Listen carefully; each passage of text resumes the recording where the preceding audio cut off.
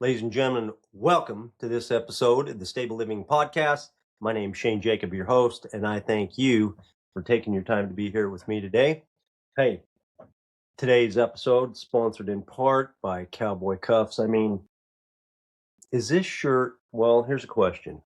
Is this shirt amazing or amazing? I mean, the black and white, a little kind of formal. I use this when I do some of my speaking. I think this shirt is amazing. Anyway, black cuffs, got my custom cuff links on.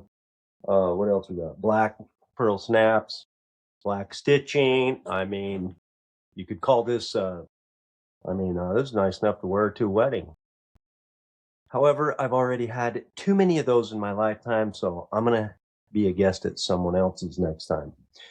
Today I have a super, hey, this is a big deal.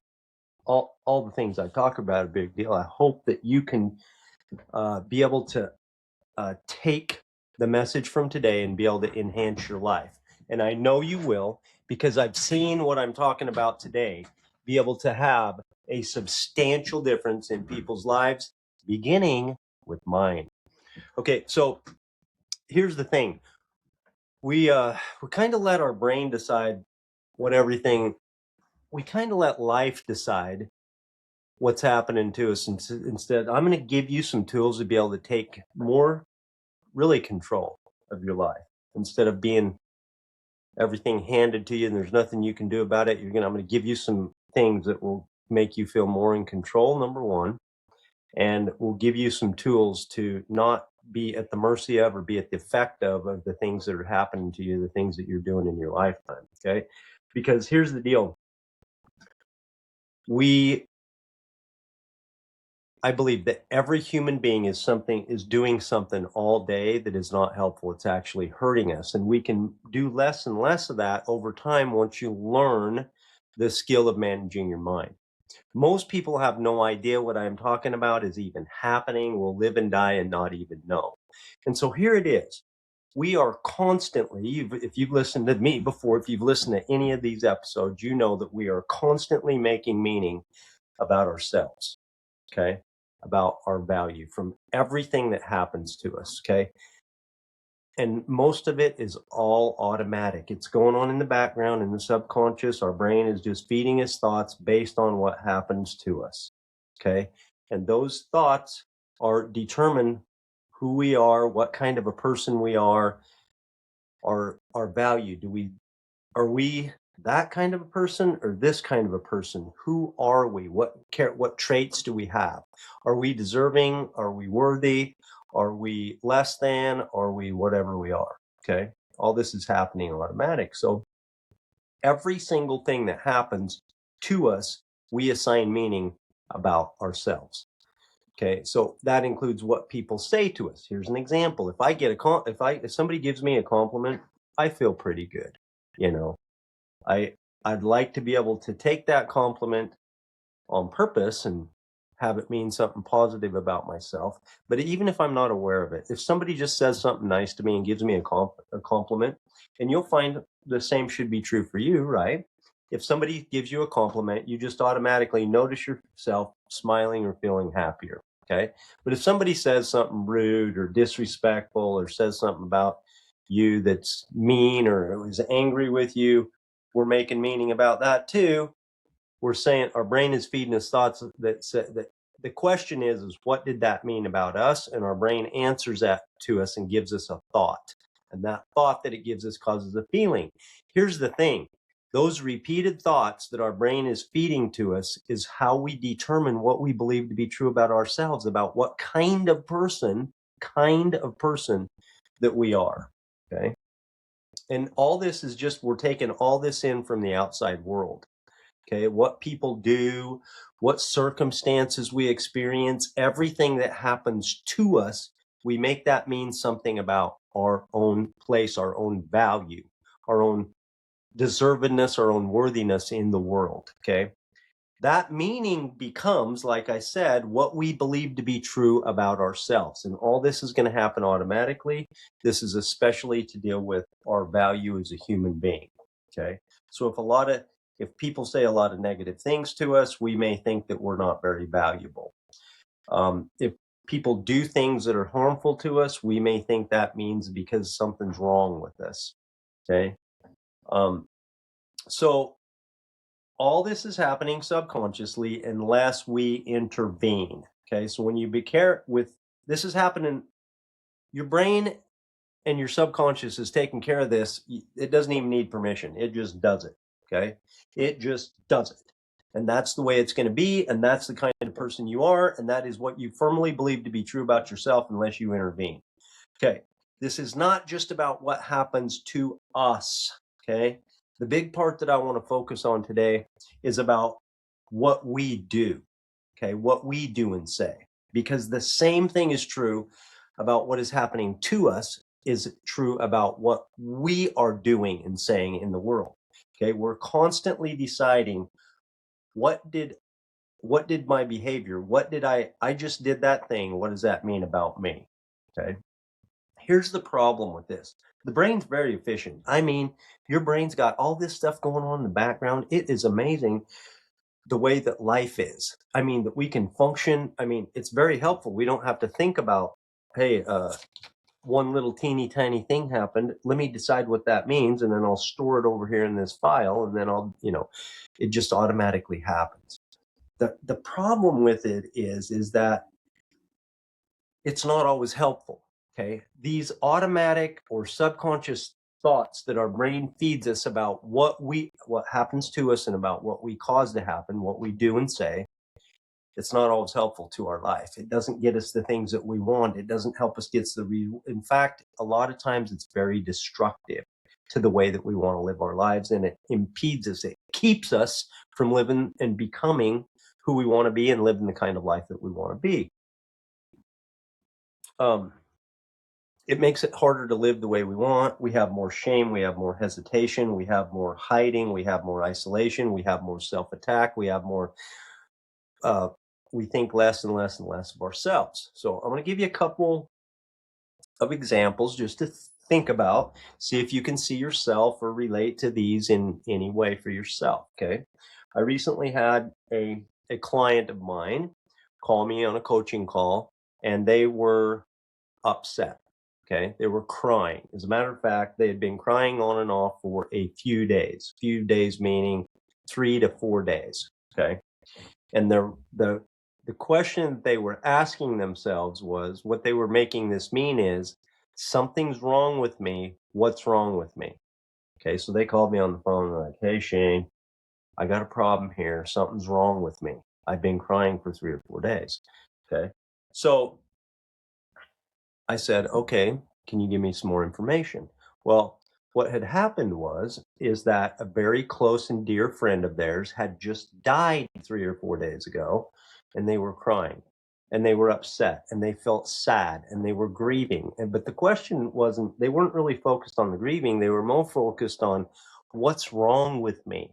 How am I deficient? Something's wrong. I usually don't do this. Even when and then your brain looks for all this evidence. Hey, last time somebody died, I noticed you weren't this upset. Something's wrong with you. You're overreacting. You're losing your marbles. You're deficient. You're starting to break down. You're going to be out of control. Your brain starts giving you it looks for information to prove that your thought is right. Something is wrong. Okay. And so you're just focused in on, like, this individual is just focused in, like, what is wrong with me? I can't get out of this sadness and this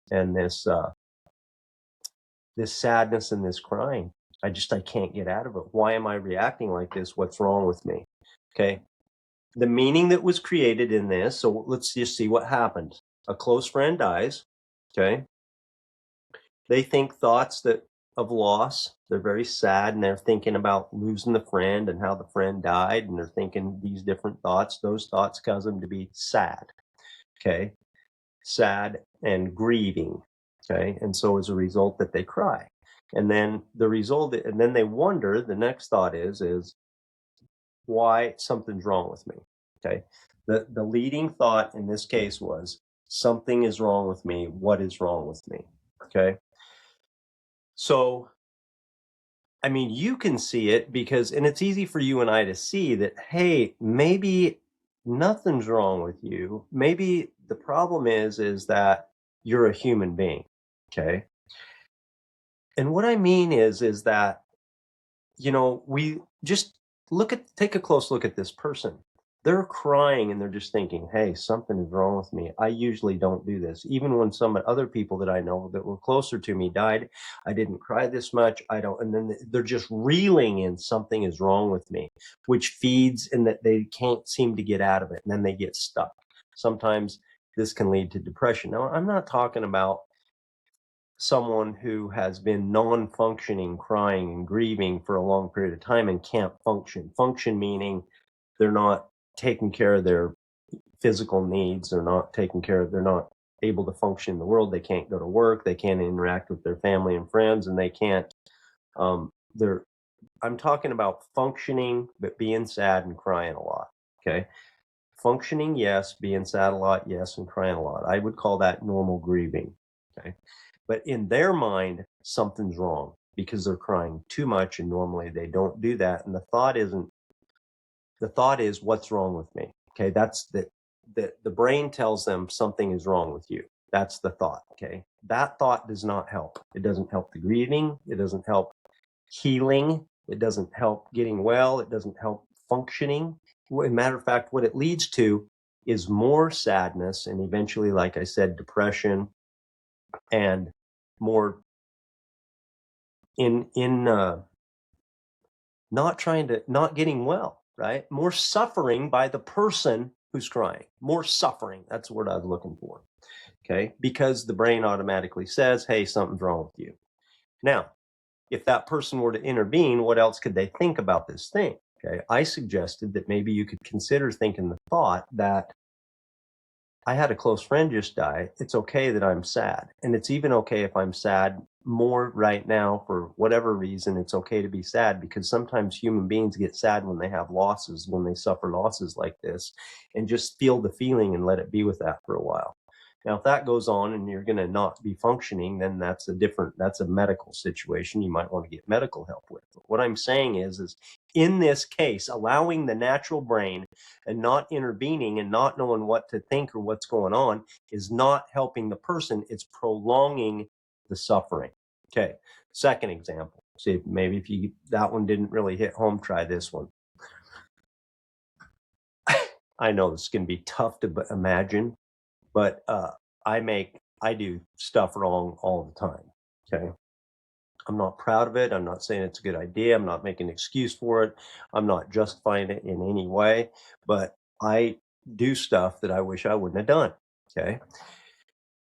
And so, for example, yesterday I get upset. I react to something and I'm raising my voice and I'm just complaining and blowing up and venting and this and that. Yeah. And I look at it in the end and it's a way that I didn't like the result. I didn't like the way that I treated people.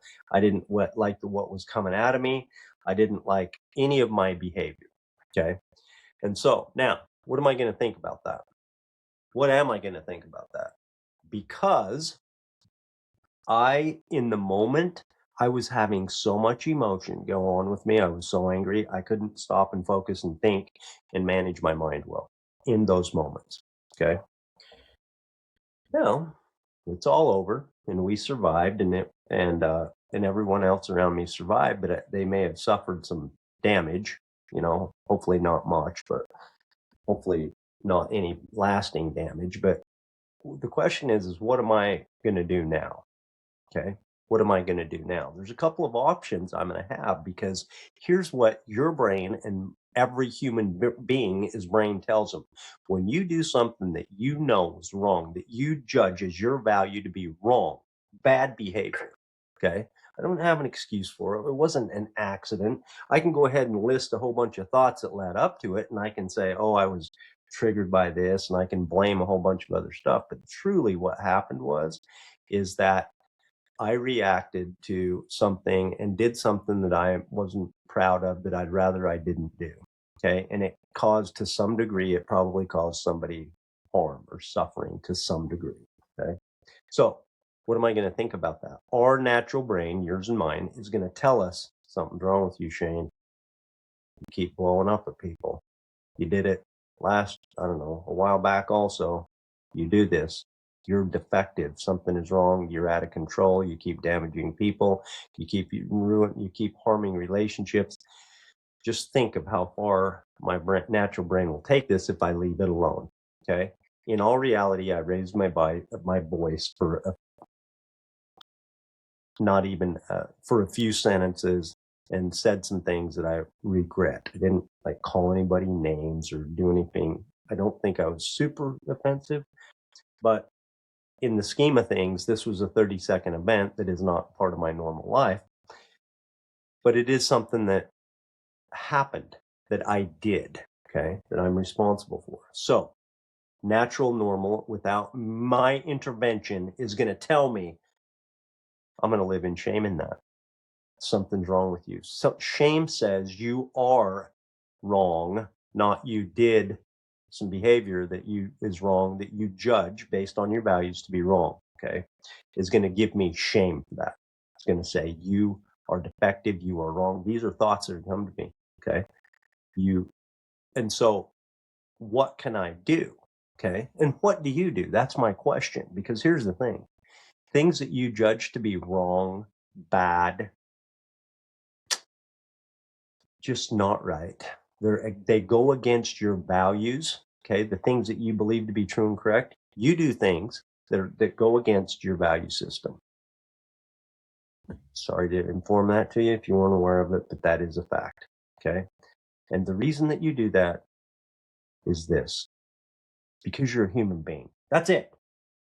It doesn't mean, it's not because what your brain is feeding you the thoughts of, or mine in this example, that I'm defective, I'm wrong, I can't control my temper, I react and I don't have control. What else? I don't know. I'm making all this up because it just happens like that. Okay. And so that's what it's being fed. How much is that going to help you next time? The answer is goose egg 0.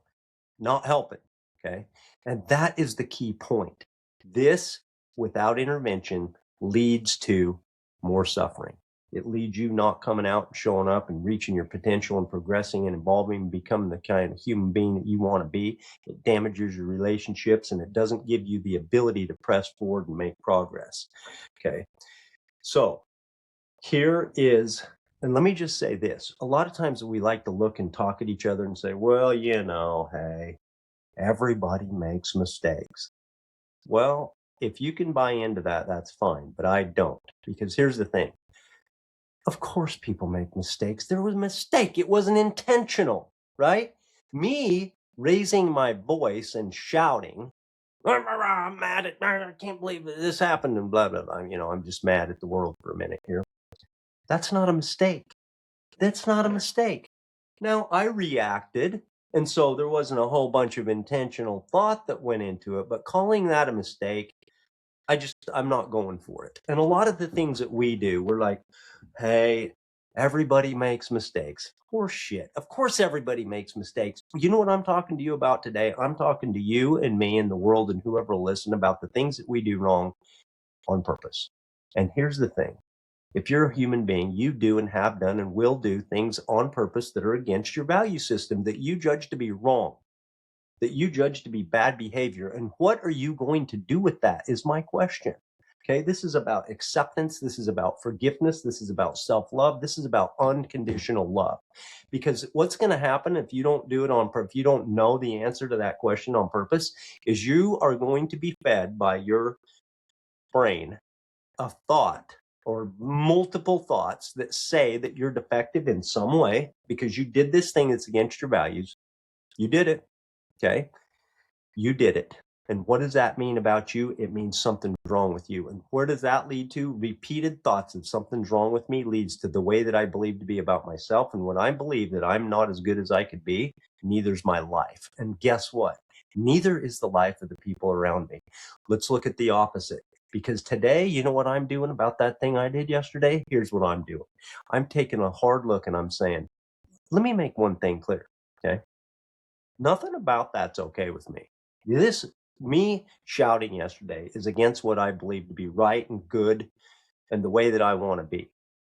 And if everybody that I think I could have possibly damaged, I'm going to go back and apologize and try to make amends, make restitution. I'm going to do everything I can to make it well. You know why I'm able to do that?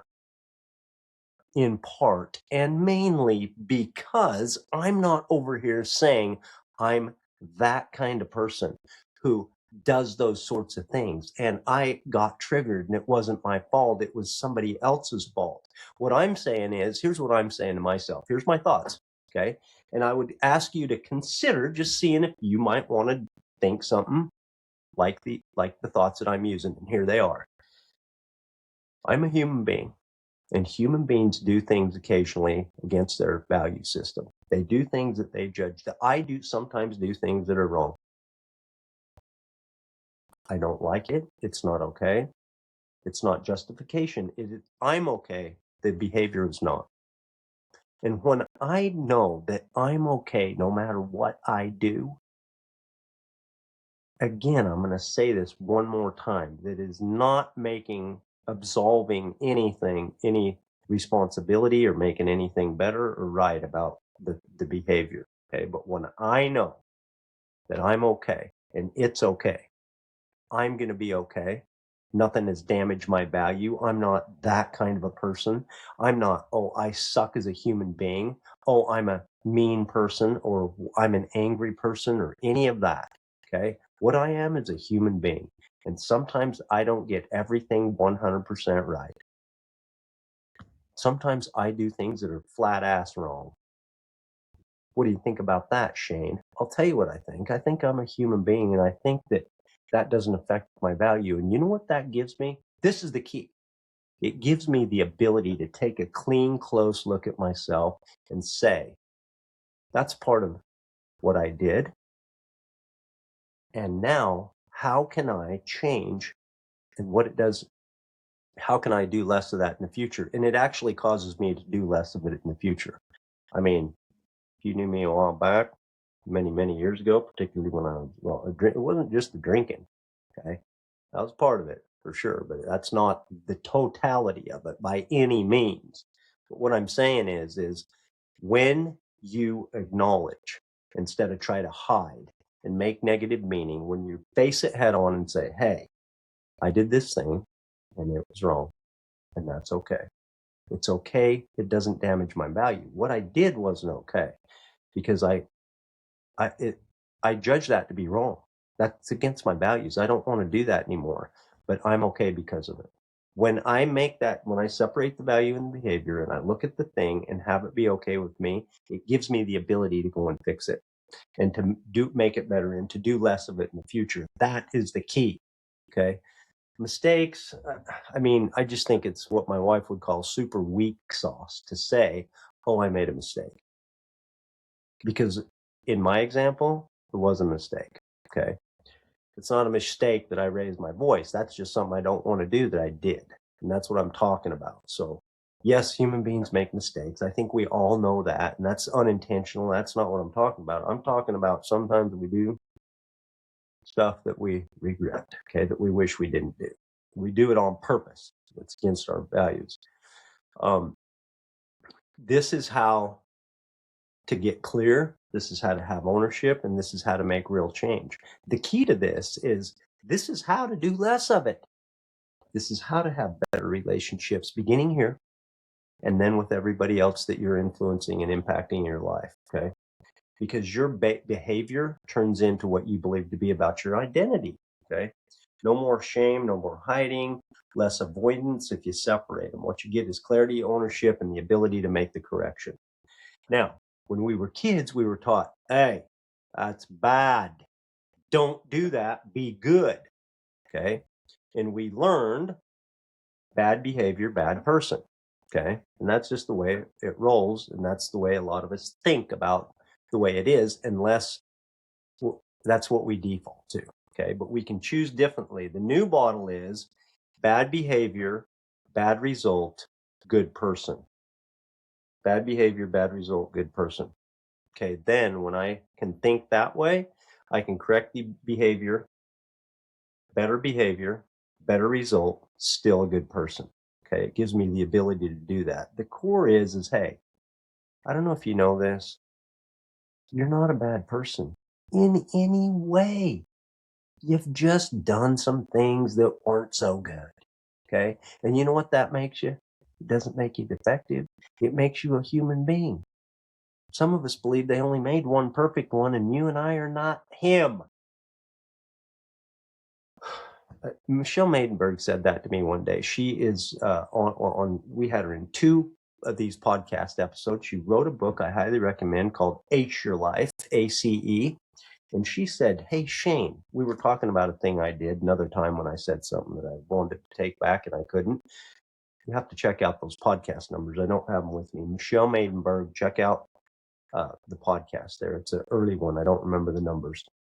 She said, Shane, we're not bad people. And for some reason in that moment when I heard that, I was like, oh, we're all really okay. And it doesn't even, no matter what we do, we're still 100% as far as our value goes. Okay. Remember the phrase, this is just try to burn this into your memory. And that is judge the behavior, protect the person. Judge the behavior, protect the person. And that begins with yourself. Okay. That's a motto for the world, but that begins with yourself. The first thing to do is to recognize in yourself, to have the awareness that, hey, I'm feeling bad about something I've done. Then the question is what am I making this mean about me? Okay. Then separate what I did with who I am. Okay. Not what I did makes me something, makes me a certain, I'm going to separate that and choose to believe that make what we did mean what we want on purpose. Okay. For example, me yesterday, you know what that means about me? Again, I'll tell you what it means to me is that I am a human being and I'm going to err. I'm going to do something wrong from time to time. And that's okay. It's okay. Not my behavior's not okay. It's okay because nothing changes my value. And when I look at that, I have the openness to take a closer look at myself and go back and say, what can I do to have this thing that I did against my values? Because I want to operate consistent with my values all the time. But that's not going to happen. It's not going to happen if you're a human being. That's what I'm here to tell you. And when you don't, you get to pick what it means. That's what it means to me. When I see it that way, I have the openness, I have the clarity, and I'm able to take a clear, open view because I'm not hiding in shame and disgust and negative self-worth. And I can go and make the repair, and I can love more, and I can feel more love, and it works out. And if you don't, it doesn't. Okay. When you think something's wrong with you, well, eventually something is wrong with you because that's the way it rolls. Okay. We take responsibility, repair what you can, correct the behavior, and then next time we're going to do less and less of it. Next time I'll have more tools to work with. Shame hides.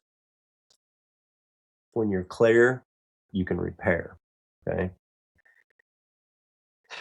If you don't intervene here, your brain's going to keep assigning or making meaning about the things that you're doing, and a lot of it's going to work against you. It's not going to help you get the things that you want in your life.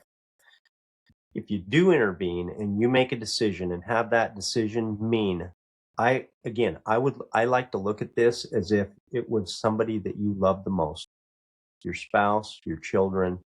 Children, it's really easy. If you're a parent, that's an easy one to look at. If you do have children, look at it this way. What if those kids of yours did something that you knew was wrong? What are you going to make that mean about them? Hopefully you're going to make that mean that it's okay. You still love them 100% and it's fine. What can we do to try to make this better next time? And if you take that same view to yourself, that is how to make progress. Okay. If you look at yourself the same way you would want to look at your kids. This is the work I do. This is part of the work I do. This is what I stand for. That's for damn sure. And that is helping people change what they believe to be true about themselves. Because as you do, and as you move towards unconditional love, your life becomes a better place to be. And that is the truth. I also help leaders and individuals do stuff that separate work and behavior at work so that people feel less defensive, so that they can improve faster and live better and be more productive at work, because we're not all tied up in what it means about ourselves, about the part that we're doing. Okay, if you want any help with that, you can find out more. You can talk to me and check us out at shanejacob.com. You can book a call, talk about working together. Remember, hey, we are good people. We are good people. There's nothing wrong with your worth. It is 100%. And nothing you can do is going to ever change that. You can think that something's wrong with you, but you're 100%. You just need to come to know it more and more over time. Okay. That'll help you fix behavior that you don't like, that's against your value, and it'll protect the person. So, and it all begins right here with us. So that's how we change the world. Remember, my friends, your value is non-negotiable. See you soon.